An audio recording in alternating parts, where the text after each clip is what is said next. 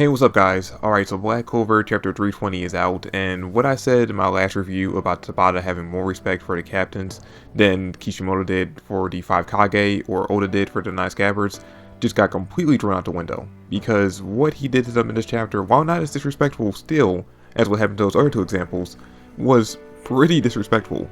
And not only to the 7 captains, Asta as well got disrespected completely in this chapter because Lucifero is just not playing any more games.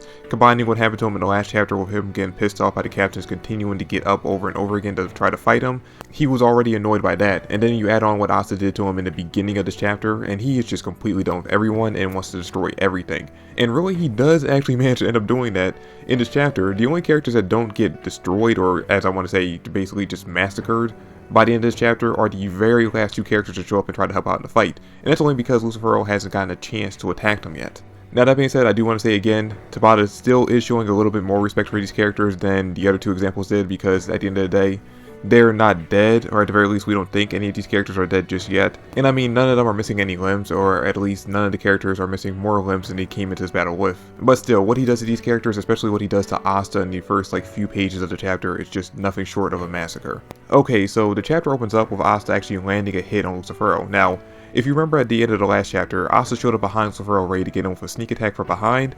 I honestly thought because Lucifero was able to detect him, that he might just catch the blade like he did before, but instead he actually tries to dodge it, which he does manage to do, but Asta does manage to take off part of one of his horns, which of course only ends up just pissing Lucifero off. He grabs Asta by the face, drags him down to the ground, and then just continuously stomps on him for the first 3 pages of this chapter.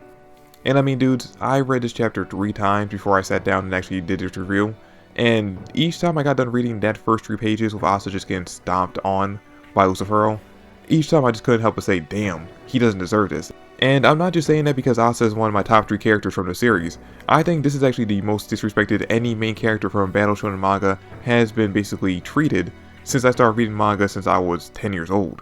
Because I mean, we've seen main characters get beaten bad by opponents they weren't ready to fight against, but we've never seen, as far as I can remember, a main character getting stomped on like this in a chapter by the main villain. Now, I might be misremembering because it has been a long time since I've read a lot of older Shonen Jump series, like Naruto, so maybe something worse happened in one of the older series that I'm just not remembering, but still, seeing Asta get disrespected in this chapter like this doesn't make him feel like he's the main character. It makes him feel like he's a side character waiting for the main character to show up and save him.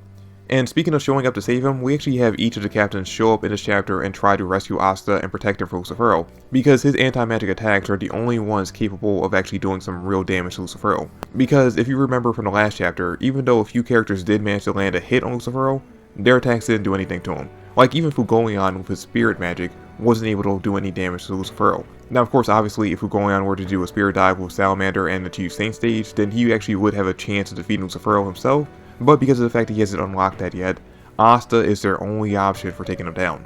And because of that, like I said, each of the captains show up in this chapter trying to save him, starting with the 3 female captains who each show up and just in the beginning of the chapter easily get swatted away by Lucifero. Like Yuno actually tries to jump in for an attack and she easily gets swatted away. Dorothy doesn't do anything. Charlotte actually manages to do something by getting Asta a little bit away from Lucifero, but after he takes her out, he immediately goes in for Asta again. That's when Jack jumps in and tries to attack him. And I thought Jack landed a hit, but after rereading it for the 2nd and 3rd time, I realized he actually didn't do anything. Lucifero just kind of swatted him away the same way he did in the last chapter, but he did distract him long enough for Nozel to jump in and actually use his Mercury magic to get Asta out of his reach. And I actually dug this moment with Nozel because he's actually the first character out of multiple of the captains in this chapter who actually show off some respect for Asta by saying that he taught them that just because you're weaker than an opponent doesn't mean you can't defeat them. As long as you continue to get up and try to fight, you might have a chance of winning. And I actually really dug the respect that Nozel had for Asta in this chapter, because if you think back to the first time these 2 characters met, he completely disregarded Asta as being nothing but a peasant. So to see how much he's grown to respect him all this time later, it's just showing amazing character development for Nozel, who's honestly gotten the most character development out of all the captains since the series started. And you know what? It's not only him. Yuno, Fugoyan, I think Dorothy and Jack at one point, pretty much all the captains say that they learned something from watching Asta over these years, or really over this past year and a half that he's been a Magic Knight.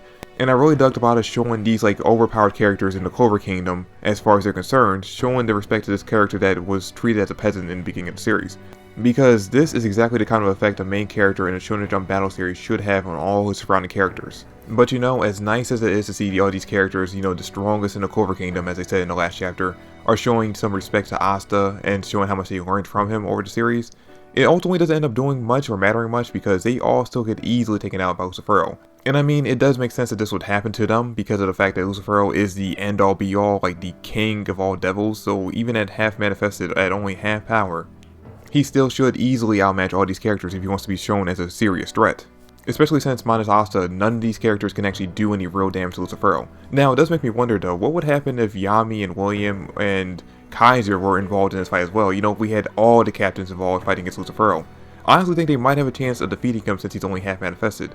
Because I mean, yeah, they're all getting trounced on right now, but if you had all of the, I think 10 total captains? Yeah, 10 total captains fighting against Lucifero, with Yami's dark magic being the only thing that can really stand against him, as long as Lucifero doesn't take out Yami too quickly, they might be able to do some serious damage to him. But unfortunately, that is a what-if scenario that does not happen in this chapter. Now, what does happen in this chapter is all the captains get massacred, one after the other. Especially once Real goes down, because if you remember from the last chapter, Charlotte said that the only reason that they were able to stand up and continue to fight was because of Real's Valhalla spell. But once he gets taken out, all the damage that they were ignoring from Lucifero instantly goes to their bodies, so they're all down for the count. There's no getting back up for any of these characters. And now that all the captains have been taken care of, Lucifero is easily able to just walk over to Asta and try to stomp on him again, but once he stomps down, he realizes that Asta isn't there anymore, and a star is in its place. And what ended up happening is that Yuno is using his star magic to teleport Asta over to him inside of, I think, a barrier that he has himself, Asta, and Mimosa in, where Mimosa is most likely going to end up healing Asta while Yuno fights off against Lucifero 1v1. Now, the only reason why I give Yuno even a slight chance of lasting long enough for Mimosa to heal Asta in the next chapter when they fight off against Lucifero is because his star magic allows him to teleport. Once Lucifero figures that out though, he is easily going to be taken out. There's no way Yuno by himself can handle Lucifero. But that being said, I am interested in seeing exactly how he fares against him in the next chapter to see if he does a little bit better than the captains did and exactly who else ends up getting involved, because I'm still pulling for Noelle to get involved and for it to end up being her, Yuno, and Asta all facing off against Lucifero. But anyway guys, that's pretty much it for this chapter. Thanks for watching. I really hope you guys enjoyed this video. And let me know in the comment section down below what you guys thought about the chapter. That's pretty much it for the video guys. Thanks for watching, and I will catch you all later. Peace.